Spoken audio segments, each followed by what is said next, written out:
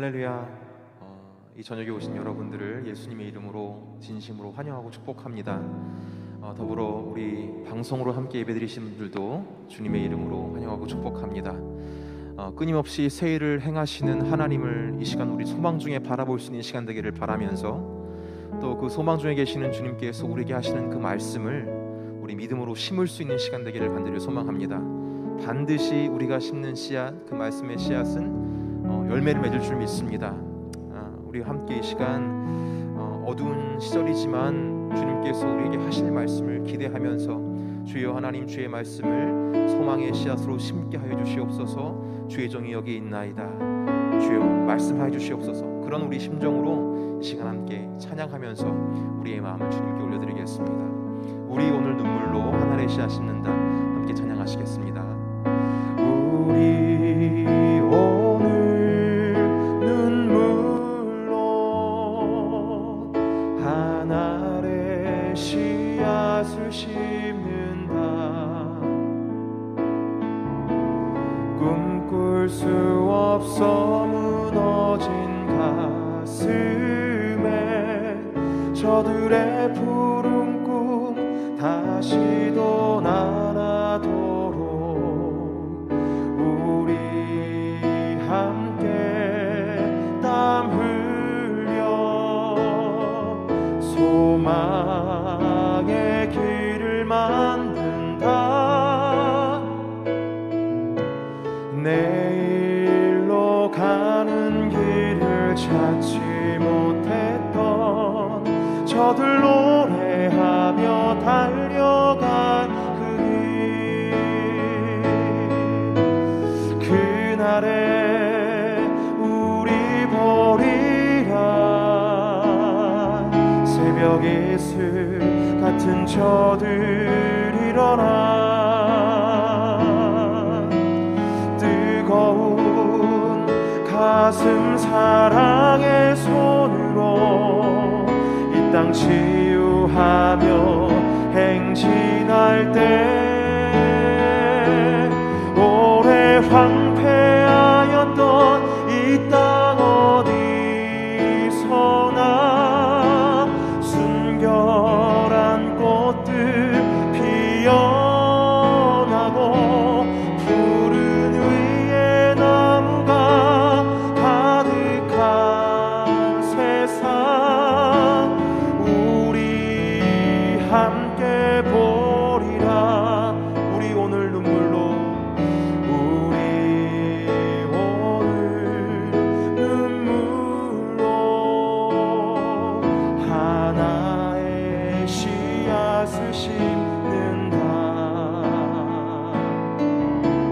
꿈꿀 수 없어 무너진 가슴에 저들의 푸른 꿈 다시도 날아도록 우리 함께 땀 흘려 소망의 길을 건든다. 내일로 가는 길을 찾지 못했던 저들 노래하며 달려갈 그 길, 그날에 우리 보리라. 새벽 이슬 같은 저들 일어나 뜨거운 가슴 사랑의 손으로 이 땅 치유하며 행진할 때 오래 황폐하였던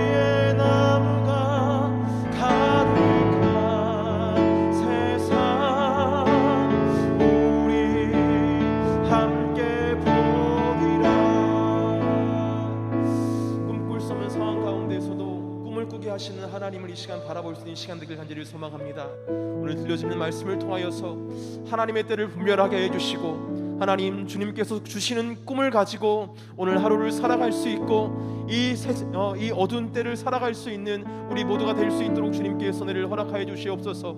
보이는 것은 없지만 하나님, 이 시간 주님께서 보여주시는 것들을 보게 할 수 있는 시간 될 수 있도록 주님께서 함께 해주시고, 오늘 말씀을 증거하시는 우리 이순현 목사님 가운데 하나님께서 성령의 충만함으로 번입해 주시어서 죄종을 통해서 선포되는 모든 말씀들이 우리의 마음 신비에 새겨질 수 있는, 육배에 새겨질 수 있는 복되는 시간 될 수 있도록 함께 해달라고 이 시간 주의 한번 부르짖으며 통성으로 주님께 기도하며 나가시겠습니다. 기도합니다. 주여, 할렐루야. 좋으신 주님 감사합니다. 하나님께서 은혜를 허락하여 주셔서 오늘 귀한 이 시간 하나님 정말로 기도와 찬양으로 소망으로 시작할 수 있도록 인도하여 주시니 감사합니다. 오늘의 정말로 시간들을 통하여서 하나님 주님의 때를 보게 하여 주시옵소서. 주님의 소망의 때를 바라볼 수 있도록 인도하여 주시고, 우리의 정말로 아버지 주님의 소망의 때를 바라보며 앞으로 전진할 수 있도록 하나님께서 인도하여 주시옵소서. 우리를 가로막는 정말로 장애물들이 있다 하지만 정말로 그 모든 것들을 주의 믿음으로 넘어갈 수 있도록 하나님께서 인도하여 주시고, 믿음으로 밟아갈 수 있도록 하나님께서 인도하여 주시어서 정말 아버지 우리 앞에서 넘어지고 쓰러지는 이들을 일으켜 세워주며 주님의 소망의 때에 초대할 수 있는 주님의 축복의 통로가 될 수 있도록 하나님께서 내려 허락하여 주시고, 오늘 말씀을 증거하신 이승희 목사님 가운데 은혜를 가지는 것 체력을 도와해 주시어서 죄적인 정말로 말씀을 통하여서 우리의 심령이 살아날 수 있는 복되는 시간 될 수 있도록 하나님께서 내려 허락하여 주시옵소서. 하나님의 역사가 시작됩니다. 하나님의 역사가 정말로 아버지 이루어집니다. 하나님의 소망의 역사가 우리 가운데 있사오니 주 하나님 다시 한번 일어서고 주와 함께 동행할 수 있는 복되는 시간 될 수 있도록 하나님께서 내려 허락하여 주시옵소서. 감사합니다. 감사합니다. 주여 하나님 역사하여 주시옵소서.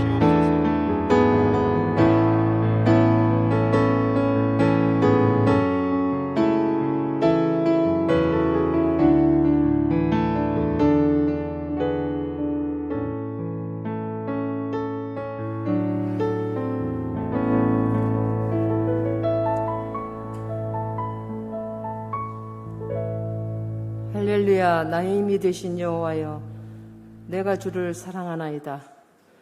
길이요 진리요 생명이신 하나님 아버지, 오늘도 복된 제단에 나와 부유한 속회와 참 좋은 속회 주간으로 예배드리게 됨을 감사 영광 드립니다. 개포제단의 모든 속회를 통하여 하나님 더 큰 영광 받으시옵소서. 살아계신 하나님 아버지, 지금까지 개포제단을 축복하시어 부흥 발전케 하시고 죽어가는 많은 영혼들이 살아나게 하시니 감사합니다.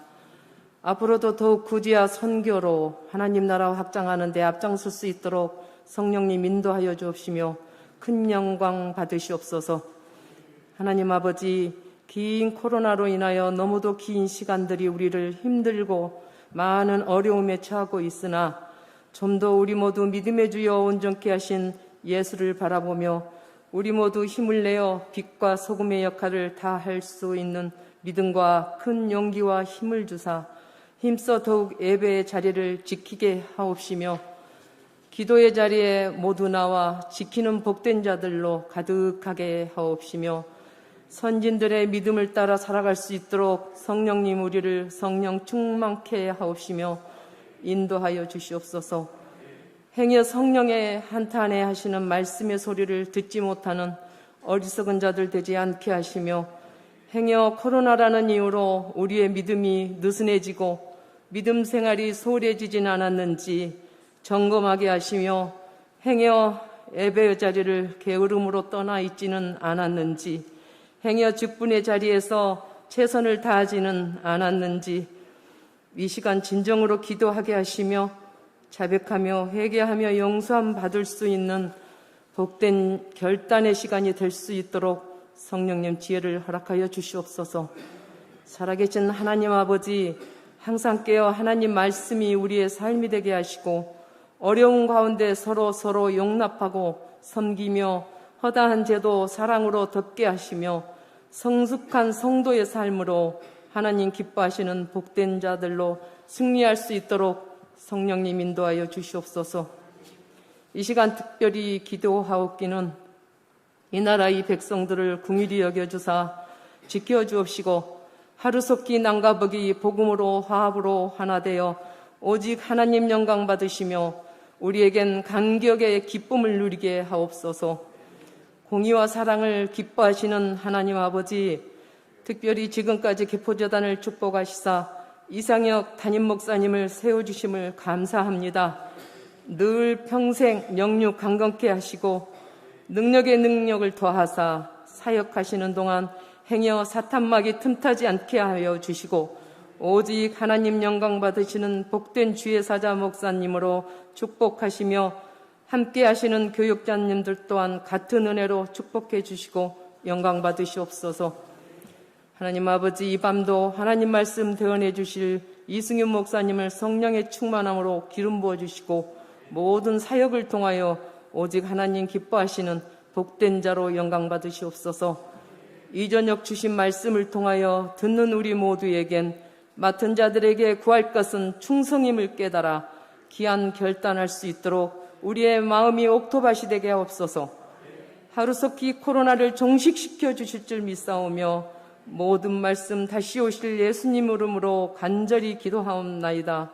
아멘.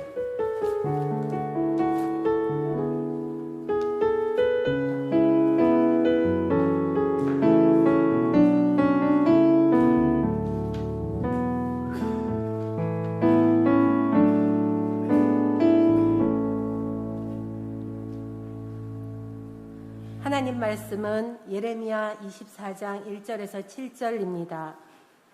구약 1089쪽입니다. 바벨론의 느부갓네살 왕이 유다 왕 여호야김의 아들 여고냐와 유다 고관들과 목공들과 철공들을 예루살렘에서 바벨론으로 옮긴 후에 여호와께서 여호와의 성전 앞에 놓인 무화과 두 광주리를 내게 보이셨는데 한 광주리에는 처음 익은 듯한 극히 좋은 무화과가 있고 한 광주리에는 나빠서 먹을 수 없는 극히 나쁜 무화과가 있더라.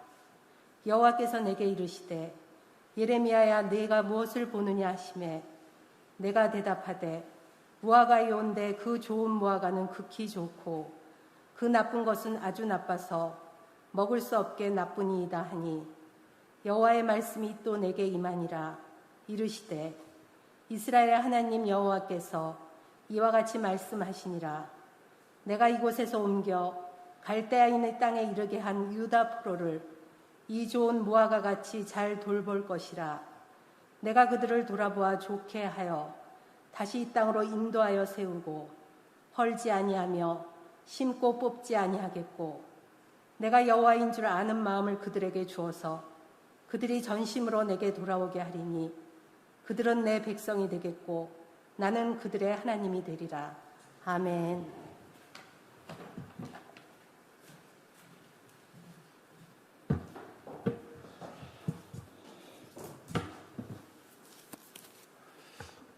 네, 할렐루야.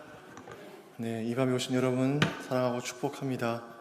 4단계긴 4단계인가 보네요. 많이 못 오신 것 같아요.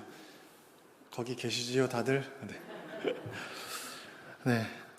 어느새 처서가 지났습니다. 24절기 중에 자결하는 태양볕에 목이 터져라 울어대던 매미떼들이 어느새 사라지고 밤 귀뚜라미가 구슬피 늦여름밤을 채우는 절기가 되었습니다. 본래 7, 8월은 성경학교와 수련회의 달입니다. 온 교회가 다음 세대인 유치부, 초등부, 중고등부, 청년부에 집중하면서 다음 세대들이 예수 그리스도를 인격적으로 만나고 예수님 안에서 비전을 품고 신앙의 성숙을 이어가고 또 우리 개포교회를 이렇게 섬겨오신 어른들의 믿음을 잘 이어받는 이어달리기를 할 수 있는 힘을 얻는 시간이 이 7, 8월 성경학교와 수련회입니다. 근데 이번에도 코로나로 인해서 2년째 우리가 성경학교와 수련회를 정상적으로 진행하지 못하고 있는 가운데 있습니다. 작년에도 이제 온라인으로 우리가 시도를 했었는데 쉬운 게 아니더라고요. 여름의 매미 소리와 이 풀내음을 맡으면 저는 언젠가 여름 수련회를 했던 그 어느 해 여름이 떠오릅니다. 풀벌레 소리, 흙냄새, 그리고 청년들의 웃음소리, 그리고 뜨거운 찬양과 부르짖는 기도와 뜨거운 눈물과 서로를 향한 화해와 말씀의 은혜가 쏟아졌던 그 뜨거웠던 밤. 제가 어릴 때만 해도 수련회를 요즘에는 시설을 막 유스 호스텔 정도로 가야지 애들이 갈까 말까 하더라고요. 방 따로 주나요? 막 이러면서 화장실은 따로 있나요? 막 이러면서 저 어릴 때만 해도 시골에 그냥 교회 하나 예배당 있는데 빌려가지고요, 장의자 다 밀고 가운데다가 임시로 커튼을 치고 형제방 자매방 이렇게 하고, 자매들은 화장실 하나 있는 거 쓰고 형제들은 산으로 가라고 이렇게 해도 불만이 없었어요. 수련회. 저희가 모교회는 제가 이제 고등학교 때 기도원을 강화해 지었는데, 담임 목사님 그때 감독님께서 우리 교회 학생들이 제일 먼저 수련회를 해야 된다 그래가지고 글로 간 거예요. 장소를 변경해서 갔는데 건축이 다 안 된 거예요. 근데 딱 그래서 화장실을 갔는데 문이 없어요. 문이 없고 소변기, 대변기만 쫙 있는 거예요. 그래가지고 일정을 바꿔서 빨리 바닷가에 갔다 오라고, 그래서 바닷가에 가서 놀고 왔더니 그때 문이 생겼더라고요. 그러면서 수련회를 했습니다. 그래도 불만이 하나도 없었어요. 하는 것만 해도 감사했어요. 제가 중학생이 되어서 처음 수련회에 참석했던 날을 잊을 수가 없는데, 시골 가평의 교회로 수련회 가서 계곡에서 물놀이하고 이제 삼겹살, 조별로 삼겹살 이제 저녁에 구워 먹고, 저녁에 모여서 예배당에 모여서 찬양하고, 형들이랑 누나들이랑 이제 재밌게 보내고 저녁에 이제 예배를 드리는데, 전도사님이 갑자기 다 무릎을 꿇으라는 거예요. 제가 이제 초등학교 때 교회를 나가서 이제 성경학교만 경험하다 수련회 처음 간 거예요. 중학교 가서 다 무릎을 꿇으래요. 바닥에 다 꿇었는데, 그러면서 주여 삼창을 하라는 거예요. 그 주여 삼창이 뭐야? 처음 해보는 거예요. 또 옆에 보니까 형들이 주여 주여 주여 그래요. 그래서 이것까지는 괜찮은데 갑자기 통성으로 기도를 하라는 거예요. 옆에서 막 기도하는 거예요. 주여 어쩌고 저쩌고 기도하는데, 더 문제는 뭐예요? 좀 이따 뒤에서 막 이상한 소리가 들리면 랄랄랄랄라 막 이러면서 그 밤이 잊혀지지가 않습니다. 여기 있던 사람들이 다 나랑 같이 교회에서 놀고, 막 교회 화장실 천장 다 부시고 막 사찰 권사님한테 혼나고 막 이랬던 형들인데, 그날 그 밤에 기도가 뭔지도 모르면서 1시간을 꼬박 무릎 꿇고 앉아있던 첫 수련회의 추억입니다. 어느 해인가 청년들과 수련회를 3박 4일로 가기로 결정했습니다. 많은 교회의 추세는 주일을 끼고 1박 2일로 가는 게 추세였죠. 청년들이 워낙 바쁘고 더 이상 수련회를 위해서 휴가를 내는 청년들도 점점 줄어들었기 때문입니다. 하지만 3박 4일을 계획하고 청년 리더들을 격려했습니다. 리더들 사이에서도 왈가왈부가 있었습니다. 너무 길다. 청년들이 부담을 느낄 거다. 적게 참석할 거다. 하지만 밀어붙였습니다. 왜? 남들이 안 하고 남들이 안 된다고 하기 때문이었어요. 다른 교회들 그렇게 안 하고 그렇게 안 된다고 했기 때문에. 왜? 하나님이 주실 은혜가 있다고 믿었습니다. 예수님 만나고 싶어서 3박 4일 더 헌신하면 하나님이 더 큰 은혜 주시리라 믿었습니다. 수련회 전 일주일 동안 릴레이 금식 선포하고 이름 다 적어내라고 하고, 저녁마다 청년들을 교회로 불러내서 수련회를 위해서 통성으로 합심해서 기도했습니다. 그러자 그 수련회 청년들이 휴가를 내서 참석하기 시작하고, 휴가가 안 되는 청년은 가평이니까 출퇴근을 하기 시작했습니다. 함께 예배하고 기도했습니다. 그때 한 선교사님의 아들이 수련회에 참석했는데, 그 선교사님의 아들은 선교지에서 살다가 대학생이 돼서 한국에 이제 와서 수련회에 처음 참석한 거였어요. 근데 이 청년이 수련회 집회 2번째 날 예수님이 그 청년을 인격적으로 만나 주셨습니다.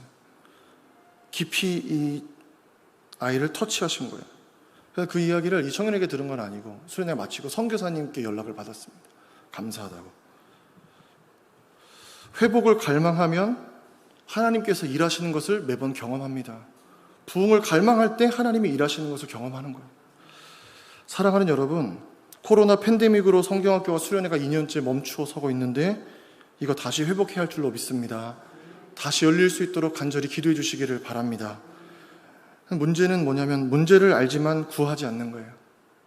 열정이 식기도 하고 환경 때문도 아닙니다. 영적인 무감각에 빠지기 때문이에요. 여기에 익숙해지는 거예요, 여러분. 그래서 이 영적 무감각에서도 우리는 다시 회복해야 됩니다. 돌아서야 되는 거예요. 돌아와야 되는 거예요. 회복이라고 하면 첫 번째로 천국이 떠오르는데, 오래된 복음성가 중에 사막에 샘이 넘쳐 흐르리라 라는 찬양이 있습니다. 근데 이게 되게 밝은 노래인데 왜 단조로 했는지 모르겠어요. 조를. 사막에 샘이 넘쳐 흐르리라, 사막에 꽃이 피어 향내 내리라, 그 누가 아무리 자기네 땅이라고 우겨도 독도는 이러면서 실수하면서 부르기도 했었는데요. 가사를 보면 주님이 다스릴 그 나라가 되면 사막이 꽃동산 되리, 사자들이 어린 양과 뛰놀고 어린이도 함께 뒹구는 참사랑과 기쁨의 그 나라가 이제 속히 오리라. 참된 회복은 생명과 기쁨이 충만하다는 거예요. 그리고 경쟁과 고통을 넘어섭니다. 어떻게 사자가 어린 양과 뛰놀고 그 사이에 어린이가 함께 있을 수 있을까요? 불가능한 것처럼 보이지만 이사야 선지자는 주님이 다스릴 그 나라가 되면, 하나님의 통치가 시작이 되면 우리의 상식과 우리의 욕심과 이 땅의 경쟁을 넘어선 생명과 기쁨의 역사가 임한다라는 것입니다. 저는 이것이 예수님이 처음 복음서 사역을 시작할 때 천국이 너희에게 임하였느니라고 하신 말씀의 성취라고 믿습니다. 천국이 임하게 되면 우리 삶에도 바로 이런 역사, 욕심이 사라지고 황량한 우리의 심령에 꽃이 피어나고 죄악으로 다툴 수밖에 없는 우리가 화해와 평화 가운데 거하는 샬롬을 경험하게 된다는 거예요. 이 회복이 여러분의 삶에 있게 되시기를 축복합니다. 오늘 본문인 예레미야서는 이스라엘의 심판과 회복에 대한 말씀이죠. 좀 길어, 이 예레미야가 분량이 많기 때문에 여러분 잘 읽고 또 이해하시기도 어려울 수 있지만 큰 맥락은 이겁니다. 이스라엘은 범죄에서 심판을 받을 거다. 그러나 내가 회복시킬 거다. 이게 큰 주제입니다. 하나님, 근데 이 예레미야의 별명은 눈물의 선지자예요. 왜냐하면 자기 조국과 민족과 이 백성들의 멸망을 예언해요. 그것도 슬픈데 예루살렘에 남아서 그 멸망하는 예루살렘 성을 지켜보는 거예요. 그런 마음이 얼마나 아프겠어요. 그래서 예레미야 애가도 쓰고 그래서 눈물의 선지자다 하는데, 오늘 본문은 무화과 두 광주리의 비유, 환상이라는 유명한 환상에 대한 이야기입니다. 오늘 본문의 배경을 살펴보면요, 1절에 바벨론의 느부갓네살 왕이 유다 왕 여호야김의 아들 여고냐와 유다 고관들과 목공들과 철공들을 예루살렘에서 바벨론으로 옮긴 후에 이렇게 말씀하고 있습니다. 북이스라엘은 아수르에 의해서 이미 멸망을 당했고요, 이 아수르가 바벨론에 의해서 멸망을 당합니다. 그리고 이 바벨론의 위세가 점점 커지기 시작한 게 이 느부갓네살이라는 대왕이 등장하면서, 본데 이 느부갓네살 대왕이 이 남유다를 침공을 하죠. 그래서 3번의 포로를 데려가요. 3번에 걸쳐서. 근데 오늘은 이 배경은 2번째인 거예요. 2번째. 여호야김의 아들 여고냐죠. 유다 고관 및 목공 철공들을 예루살렘에서 바벨론으로 데려가는데, 이때는 여호야긴이 즉위한 지 3개월밖에 되지 않은 때였어요. 그러니까 왕으로 즉위한 다음에 3개월 만에 포로로 끌려가서 시드기야라는 여호야긴의 삼촌이 새롭게 왕으로 등극한 때였습니다. 이제 마지막 왕이에요, 유다의. 근데 이 시드기야의 문제는 친애굽 정책을 갖고 있었다는 거예요. 하나님께서 예레미야를 통해서 주신 말씀 뭐냐면 바벨론에 항복하고 포로 생활을 해야지 회복된다였는데, 시드기야는 예레미야 말을 듣지 않아요. 그리고 어떻게 하냐면 애굽의 힘을 빌리면 바벨론 막아낼 수 있지 않을까, 이렇게 생각한 것입니다. 이런 시대적 배경 속에서 하나님은 예레미야에게 오늘 이 환상을 보여주시는 거예요. 예레미야가 환상 중에 보니까 여호와의 성전 앞에 2 광주리가 있는데 하나의 무화과는 너무나 상태가 좋은 거예요. 근데 하나의 무화과는 너무나 안 좋아서 먹을 수가 없는 거예요. 주님이 물으십니다. 네가 무엇을 보느냐? 그때 예레미야가 무화과 2 광주리를 보는데 한 광주리는 너무나 좋은 상태 광주리고요, 무화과고요, 하나는 너무나 안 좋은 상태라서 먹을 수가 없을 것 같습니다. 이렇게 얘기해요.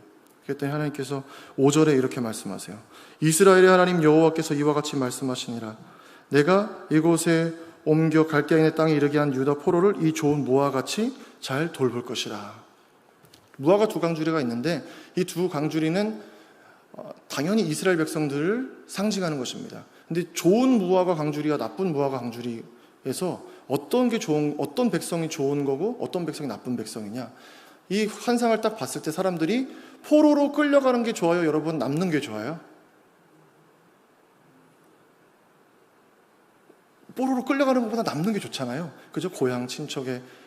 그래서 사람들은 좋은 무화과가 여기에 포로로 끌려가지 않고 남아있는 사람들, 고향도 남고 재산도 갖고 있고 또 본토에도 있고 친척들도 같이, 가족들도, 친구들도 같이 계속해서 삶을 이어갈 수 있는 곳에 남아있는 게 좋은 무화과라고 생각하는데, 하나님께서는 5절에서 그렇게 말씀하는 게 아니에요.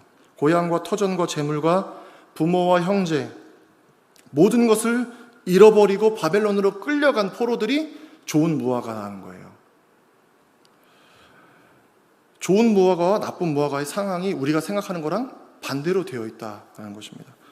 고향과 가족과 재물과 터전을 잃고 바벨론으로 포로로 끌려간 사람들이 좋은 무화과, 고향에서 가족들과 재물 그대로 갖고 살아온 터전에서 사는 사람이 나쁜 무화과. 어떻게 모든 것을 다 잃고 포로 신세가 되어 바벨론으로 강제 이주당한 이 유다 포로들이 더 좋은 무화과가 될 수 있느냐? 오늘 하나님께서 5절의 후반절에 이렇게 말씀하신 거예요. 이 좋은 무화과 같이 잘 돌볼 것이다.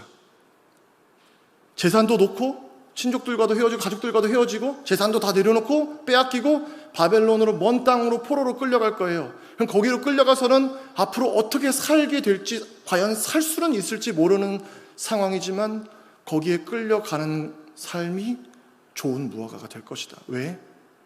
주께서 돌보시기 때문에, 하나님이 돌보시기 때문에 그게 좋은 무화과가 된다라는 거예요. 그래서 하나님의 관점은 우리의 관점과 다릅니다. 유다에 남게 된 이스라엘 백성들은 안도했죠. 이야, 다행이다. 나는 안 뽑혔어. 나는 여기 남게 됐구나. 포로로 끌려가지 않았으니까. 근데 포로로 끌려가는 유다인들은 어떻게 끌려갔을까요? 죽었구나, 이제 나는 망했구나, 끝났구나.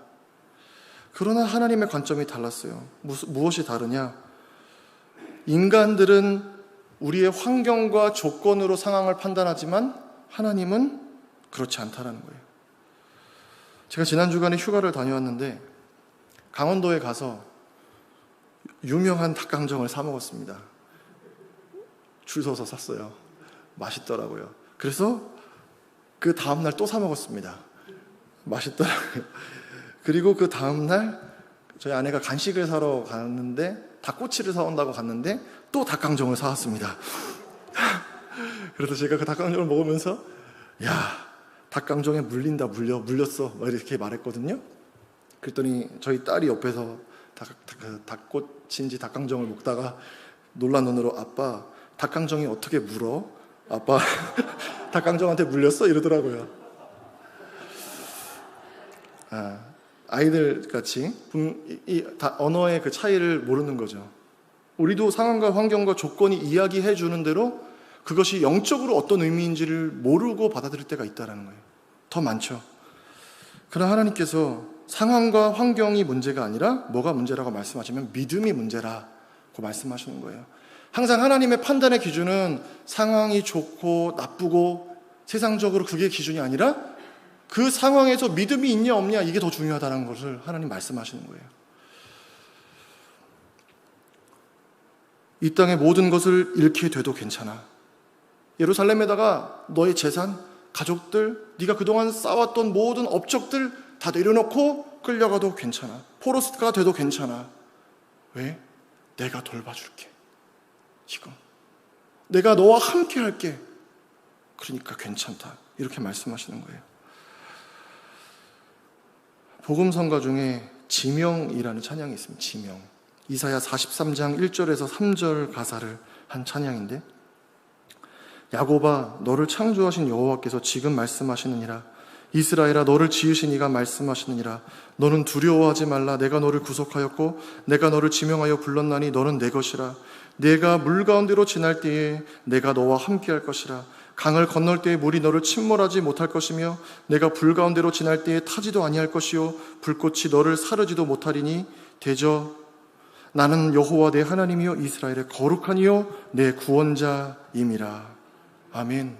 하나님이 우리에게 약속을 주시는데 대충 뭉뚱그려서 내가 너를 보호할게 이렇게 말씀하시는 게 아니에요. 내가 너를 지명했다라는 거예요. 꼭 집었다라는 거예요. 네 이름을 안다라는 거예요. 그러니까 우리 이름도 아시니까 우리 모든 사정도 다 아시는 거예요. 그리고 노예를 불러낸다라는 거예요. 물 가운데 가는데 물이 넘치지 못하게 하신대요. 물에 빠지지 않게 하신대요. 불 가운데로 지나는데요, 불이 사르지도 못할 것이라고, 타지도 않게 하실 것이라는 거예요. 세상의 상식과 세상의 이해로는 상상할 수 없는 방식으로 너를 지명해서 너를 구원해 주겠다라고 하나님이 약속하셨다라는 거예요. 왜 그러하냐? 나는 너의 하나님이기 때문이라는 거예요. 이유가 없어요. 그거 하나입니다.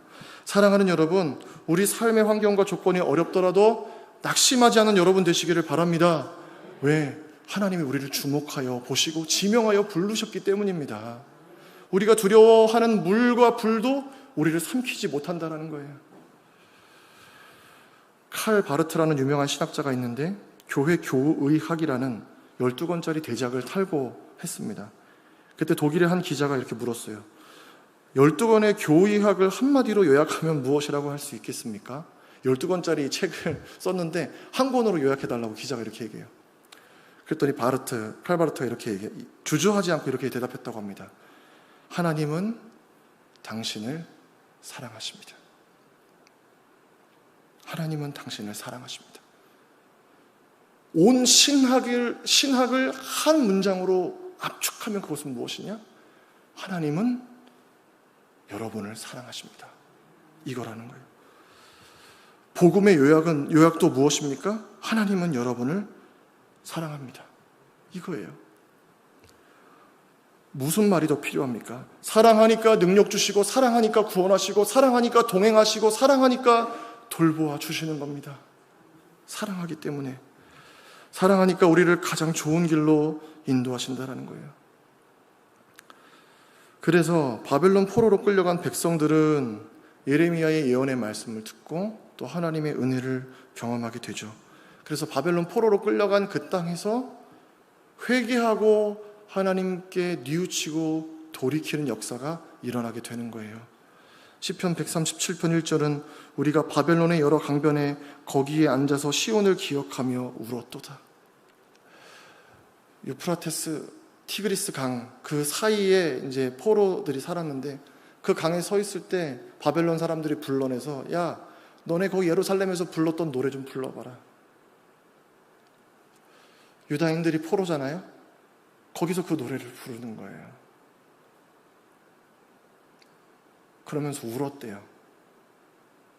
우리가 어떻게 이렇게 되었을까? 우리가 이 외 머나먼 땅에 와서 포로가 되어서 하나님 백성인 우리가 이 노래를 예루살렘 성전이 아니라 이방 땅에서 불러야 할까? 그렇게 뉘우치는 거예요, 여러분. 이스라엘 백성들은 예루살렘 이제 고레스 왕이 페르시아 고레스가 등극하면서 포로 귀환의 역사를 일으켰을 때 수룹바벨과 예수아와 에스라와 느헤미야를 통해서 예루살렘 성전을 건축하기 위해서 다시 70년의 세월을 지나서 예루살렘으로 돌아오죠. 어떻게 그러한 일이 있을 수 있었겠어요, 여러분? 거기에 끌려갔던 1세대 포로들이 하나님의 은혜를 기억하며 눈물을 흘리며 회개하고 말씀을 가르쳤기 때문입니다. 성전에서 예배할 수 없었기 때문에 이스라엘 유대인들이 무엇을 만들기 시작했냐? 회당을 만들었어요. 거기서 말씀을 가르치는 거예요. 토라를 계속해서 가르쳤던 거예요. 그게 바로 회복의 씨앗이었습니다. 하나님은 바벨론에 있는 유다 포로들에게 은혜를 베푸셔서 그들이 회개하고 하나님을 찾게 되었죠. 하나님 그래서 오늘 24장 6절 7절에 이렇게 말씀하세요. 내가 그들을 돌아보아 좋게 하여 다시 이 땅으로 인도하여 세우고 헐지 아니하고 심고 뽑지 아니하겠고 내가 여호와인 줄 아는 마음을 그들에게 주어서 그들이 전심으로 내게 돌아오게 하리니 그들은 내 백성이 되겠고 나는 그들의 하나님이 되리라. 이렇게 말씀하세요. 그들에게 하나님이 여호와인 줄 아는 마음을 주시겠다는 거. 히브리어로 야다죠. 야다. 체험하여 알다. 분별해 알다라는 거예요. 누가 나의 주인인가, 누가 나의 왕인지 분별해 알도록 하겠다라는 거예요, 하나님이. 그리고 어떻게 돌아오게 하겠다. 슈브거든요, 히브리어로. 회개하여 돌이키다라는 뜻이. 하나님께로 돌아오게 하겠다라는 거예요. 다시 말하면요, 그 은혜를 깨달을 때까지 사랑하겠다라는 거예요. 회복할 때까지. 하나님의 사랑을 깨달으면 하나님께 돌아가게 되어 있습니다. 하나님께서 회복시키거든요. 진짜 회복은 상황과 조건이 좋아지는 것이 아니었습니다. 그 이상의 것이었어요. 무엇이었냐면 하나님과의 관계가 온전해지는 것입니다. 여호와가 우리의 하나님이 되고 우리가 하나님의 백성이 되는 것. 이게 진짜 회복이었습니다. 하나님은 오늘 예레미야를 통해서 그것을 말씀하시는 거예요. 포로로 끌려가는 것은 나라가 멸망했다는 것이고 언제 다시 돌아올지 알 수 없는 길을 가는 것이었어요. 그러나 그들은 포로의 삶을 통해 하나님만 의지하는 법을 배우는 거예요. 의지할 것이 하나도 없었어요. 거기서는, 바벨론에 가서는. 거기서는 하나님만 의지하는 법을 배웠던 거예요. 그래서 하나님께 돌아가고, 그렇기 때문에 좋은 무화과가 될 수 있었던 것입니다. 사랑하는 여러분, 하나님과 소통할 때 형통할 수 있습니다. 참된 회복은 믿음의 회복, 사랑의 회복입니다. 하나님과의 소통의 회복이에요. 왜냐하면 이것이 우리 인생에서 가장 중요하기 때문입니다. 그래서 우리는 그 회복의 날이 오기까지 견디는 성도가 되어야 됩니다. 견디셔야 하는 거예요. 고난을 견디는 믿음의 뿌리를 내려야 합니다. 봄은 겨울을 뚫고 생명을 낳는 계절입니다. 겨울이라는 긴 고통의 시간, 고난의 시간을 지날 때 비로소 생명이 싹을 틔우게 되죠. 구근 식물이라고 아십니까, 여러분? 구근 식물? 카라, 백합, 튤립 이런 게 이제 알뿌리를 가진 식물이 구근 식물이라고 합니다. 근데 이 구근 식물은 특징은 겨울을 지나야만 꽃을 피운대요. 편하고 따뜻한 곳이 아닌 추운 겨울을 견뎌내고 마침내 봄에 이 꽃들이 피는 거예요. 튤립, 백합 이런 꽃들. 그런데 그 꽃은 일주일 만에 져버리고 더 이상 구근에서는 이 새 꽃은 나오지 않고 이파리만 있다가 이제 가을에 떨어져서 구근들이 땅속으로 자취를 감추게 되죠. 그래서 그 땅을 파보면 어떻게 되냐면 구근이 작년보다 더 커져 있든지 아니면 옆에 새끼를 친 거죠. 새끼 구근을 만들어서 놓은 것을 볼 수 있다고 합니다. 꽃을 피우는데 온 힘을 다하고 있는 것이 아니라 그 꽃 아래 속에서 자신의 뿌리이자 몸통인 구근을 강하고 튼튼하게 키우고 있었던 거예요. 왜냐하면 겨울을 견디기 위해서. 세찬 바람의 겨울은 식물들에게 견디기 힘든 시간이지만 구근 식물들은 보이지 않는 땅 속에 든든한 구근을 만들어서 겨울을 지났다라는 것입니다. 우리의 인생의 시험과 시련이 찾아올 때 우리가 쉽사리 흔들리는 까닭은 보이지 않는 우리 내면에 흔들리지 않는 뿌리가 없기 때문은 아닙니까, 여러분? 하나님은 바벨론 포로기를 지나면서 이스라엘이 든든한 뿌리를 갖기를 원하셨습니다. 어떠한 세파에도 흔들리지 않는 든든한 이스라엘이 되기를 원하셨어요. 골로새서 2장 6절 7절은 이렇게 말씀합니다. 그러므로 너희가 그리스도 예수를 주로 받았으니 그 안에서 행하되 그 안에 뿌리를 박으며 세움을 받아 교훈을 받은 대로 믿음에 굳게 서서 감사함을 넘치게 하라. 예수 안에서 뿌리를 내려 든든히 서가는 여러분 되시기를 축복합니다. 요한계시록 3장에는 빌라델비아 교회에 대한 말씀이 기록이 되어 있는데 빌라델비아 교회는 어떤 교회였냐? 현실적으로 로마의 핍박이 있는 곳이었고 빌라델비아 지역은 지진이 잦은 곳이었습니다. 그리고 빌라델비아 교회는 작은 교회였죠. 요한계시록 3장 8절에 볼지어다 내가 내 앞에 열린 문을 두었으되 능히 닫을 사람이 없으리라. 내가 내 행위를 아노니 내가 작은 능력을 가지고서도 내 말을 지키며 내 이름을 배반하지 아니하였도다. 작은 능력이라고 말씀해요. 헬라어로 미크란이란 단어인데 어리다, 작다, 거의 없다라는 뜻이에요. 너희의 능력은 되게 작아. 너희의 능력은 거의 없는 것처럼 보여. 하지만 빌라델비아 교회가 그 작은 믿음으로 세상을 이겨냈다라는 거예요. 시험을 이겨냈다라는 거예요. 빌라델비아 교회는 어쩌면 사람 성도 수도 적고 건물도 어쩌면 어려울 수도 있고 재정적으로 약한 교회라고 짐작할 수 있습니다. 하지만 다른 교회들은 다 유혹과 시험에 넘어졌어도 타락했어도 이 작다고 여겼던 빌라델비아 교회는 그 작은 믿음을 견고하게 지켜냈다라는 거예요. 그래서 하나님께서는 빌라델비아 교회에 어떻게 말씀하시냐면 세상을 이기게 하시고 하나님 성전의 기둥이 되게 하신다라는 거예요. 회복을 맞이하는 비결은 여러분 고난을 견뎌내는 것입니다. 이스라엘도 마찬가지예요. 포로기 시절을 두려워하지 말고 그 시절을 믿음으로 견뎌낼 때 하나님이 기뻐하시는 좋은 무화과가 된다는 것입니다. 두 번째로 고난을 견디는 비결은 회복의 소망을 사야 하는 거예요. 회복의 소망을. 우리는 회복을 갈망하면서 소망을 품어야 합니다. 영적 무감각에 대해서 설교 초반에 말씀을 드렸는데요. 보일링 프로그 신드롬이라는 말이 있습니다. 냄비 속 개구리 현상이라는 뜻이에요. 개구리를 뜨거운 물에 바로 집어넣으면 뜨거 하면서 나온대요, 개구리가. 뜨거 하진 않겠죠. 개굴 하면서 나오겠죠. 근데 찬물에 담가서 천천히 물을 데우면 좋다 하다가 거기서 죽는데요. 이게 냄비 속 개구리 현상입니다. 또 사회과학에서는 경로 의존성이란 말이 있는데 미국 스탠포드 대학의 폴 데이비드 교수가 주창한 개념인데 한 번 일정한 경로에 들어서면 나중에 그 경로가 비효율적인 것을 알더라도 경로를 바꾸지 않고 계속해서 가는 어떤 관성에 대한 이야기입니다.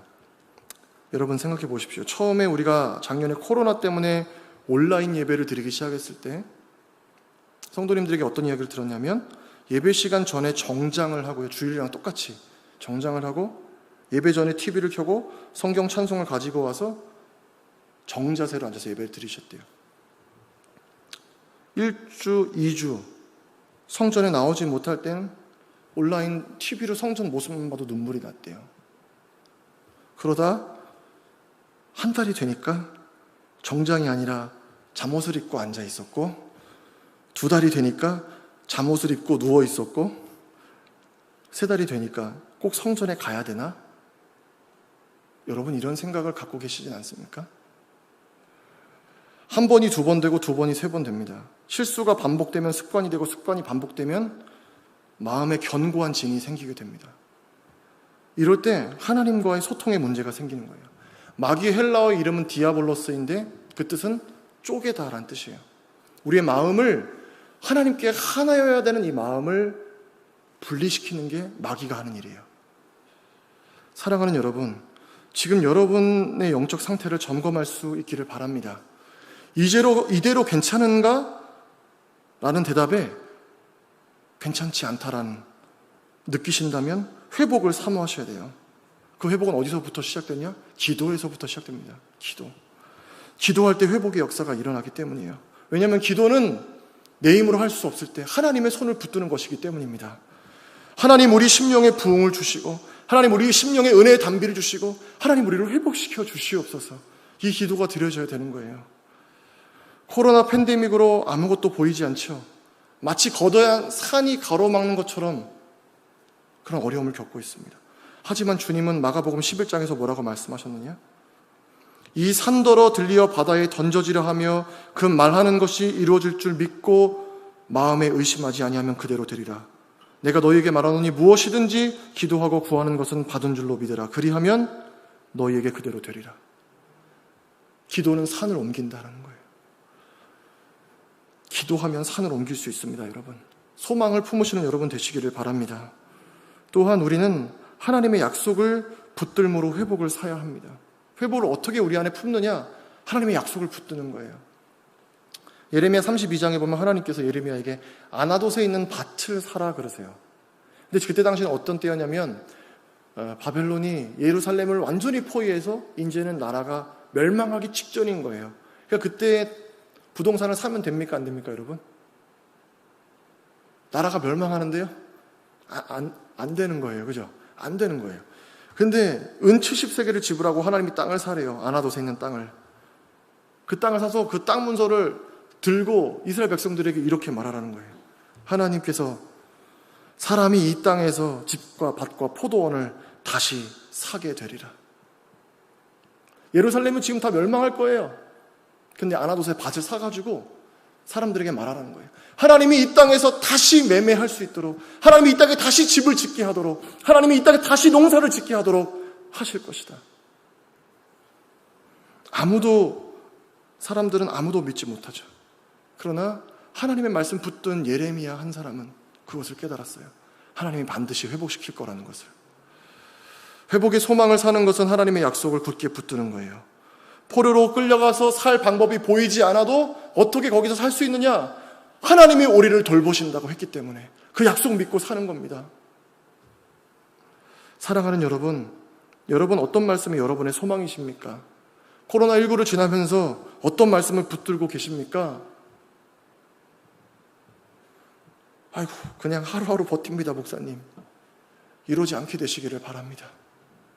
기도와 말씀은 우리를 소망으로 인도합니다. 그래서 기도하셔야 되는 거예요. 사랑하는 여러분, 다시 기도하시기를 바랍니다. 다시 힘을 내시기를 바랍니다. 말씀을 붙드는 여러분 되시기를 바랍니다. 다시 봄은 옵니다, 여러분. 봄은 다시 와요. 코로나를 지나는 우리는 어떤 회복을 꿈꿔야 되느냐? 봄을 기다리는 마음이어야 된 것 같아요. 세찬 겨울바람이 우리의 뺨을 스쳐도, 옷깃을 세워도, 그 찬바람이 우리의 옷 속으로 스며들어도 언제 그러냐는 듯이 신실하신 하나님은 다시 또 봄바람을 보내셔서 얼어붙은 대지를 녹이시고 그 사이로 새싹이 올라오게 하시잖아요. 회복은 하나님께서 정한 고난이 끝날 때 이루어질 것입니다. 봄은 그렇게 찾아올 것이에요.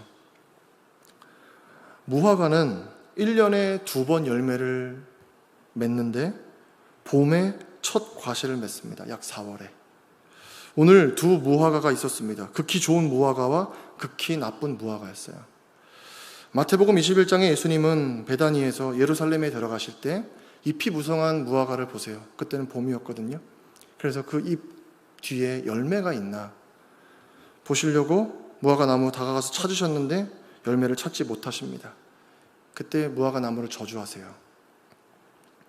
겉으로 보여지는 잎이 중요하지 않습니다. 하나님은 중심을 보십니다. 겨울이 아무리 긴 것 같아도 봄은 반드시 옵니다. 첫 열매를 내야 하는 시기가 온다는 거예요, 여러분. 여러분은 열매를 준비하고 계십니까?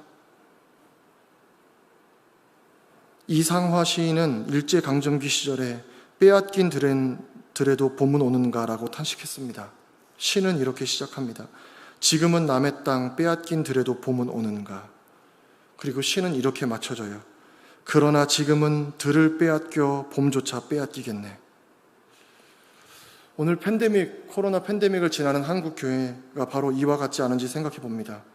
코로나19에 빼앗긴 예배, 코로나19에 빼앗긴 교제, 코로나19에 빼앗긴 전도, 코로나19에 빼앗긴 기도, 그리고 코로나19에 빼앗긴 부흥. 과연 코로나19에 빼앗긴 한국 교회의 봄은 다시 오겠습니까? 예수님이 승천하시면서 제자들에게 마지막에 무엇을 주셨는지 여러분 기억하시길 바라요. 로마의 박해를 무력화할 수 있는 군대, 핵무기 이런 거 주시지 않았어요. 사역을 더 풍성히 마음껏 할 수 있는 물질을 주셨느냐? 아니었어요. 그럼 다른 사람들을 막 부릴 수 있는 권세, 권력, 로마의 지위 이런 거 주셨느냐? 아니에요. 예수님 승천하시면서 제자들에게 주신 것은 약속이었습니다. 마태복음 28장 20절 볼지어다 내가 세상 끝날까지 너희와 항상 함께 있으리라. 눈물 나는 이야기죠. 이 약속이 있다고 해서 제자들에게 고난이 없었습니까, 여러분?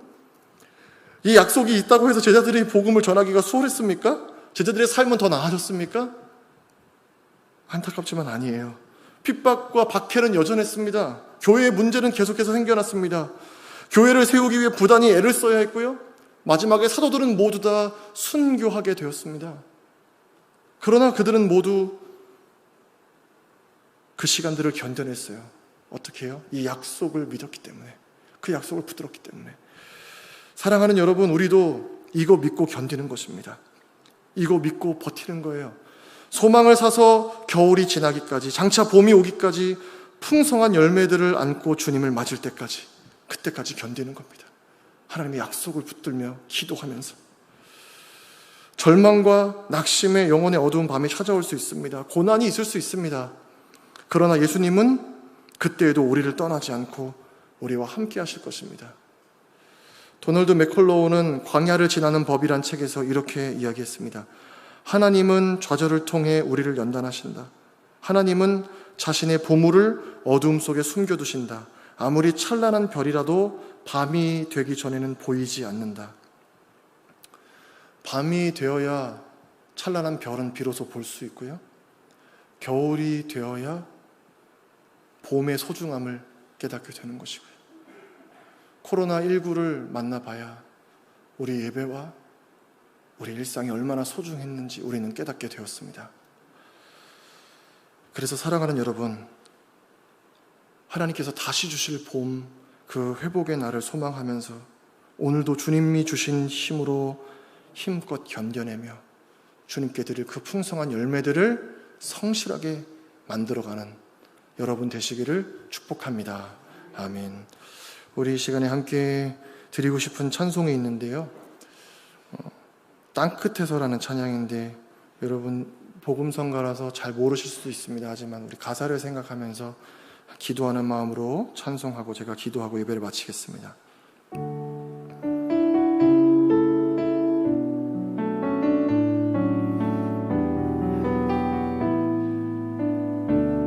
주께서 주신 동산에 주께서 주신 동산에 땀 흘리며 씨를 뿌리며 내 모든 삶을 드리리. 날 사랑하시는 내 주님께 비바람 앞을 가리고 내 육체는 쇠잔해져도 내 모든 삶을 드리리. 내 사모하는 내 주님께 땅 끝에서 주님을 맞으리. 주께 드릴 열매 가득한 곳. 땅 끝에서 주님을 배우리. 주께 드릴 노래 가득한 곳.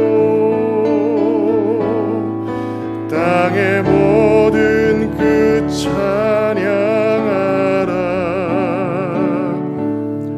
주님 오실 길 예비하라. 땅의 모든 끝에서 주님을 찬양하라. 영광의 주님 곧 오시리라. 우리 후렴으로 한 번 더 찬송합니다. 땅 끝에서 주님을 맞으리. 땅 끝에서 주님을 맞으리. 주께 드릴 열매 가득한 곳. 땅 끝에서 주님을 배우리. 주께 드릴 노래 가득한 곳. 땅의 모든 끝 찬양하라. 주님 오실 길 예비하라. 땅의 모든 끝에서 주님을 찬양하라. 영광의 주님 곧 오시리라. 아멘. 기도하겠습니다. 하나님 아버지 감사를 드립니다. 오늘 예레미야 24장의 말씀을 통하여 우리는 과연 하나님 앞에 좋은 무화과 열매인지 아니면 나쁜 무화과 열매인지 우리의 믿음을 다시 한번 점검할 수 있기를 소망합니다. 하나님 아버지, 코로나19 그리고 온라인 예배가 우리의 고르반이 되지 않게 하여 주시옵소서. 하나님, 힘을 다해서 주 앞에 나와 기도하게 하시고 부르짖게 하시고 힘을 다하여 예배의 자리를 지키게 하여 주시옵소서. 하나님, 반드시 다시 봄이 올 것이고 하나님 우리를 회복시켜 주실 텐데 그때 하나님 기대하신 아름다운 열매들을 안고 주님을 만날 수 있도록 하나님, 우리의 이 겨울 이 고난의 시간 주님 우리와 동행하여 주옵시고 우리를 돌보아 주시옵소서. 오늘 이 저녁에 사모하는 마음으로 성전에 나온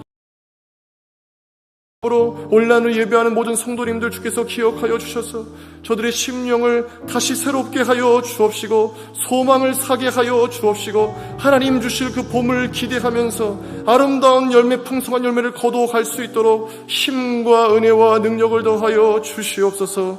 감사를 드리며 존귀하신 예수님의 이름으로 기도하옵나이다. 아멘. 우리 말씀을 기억하면서 합심해서 기도하도록 하겠습니다.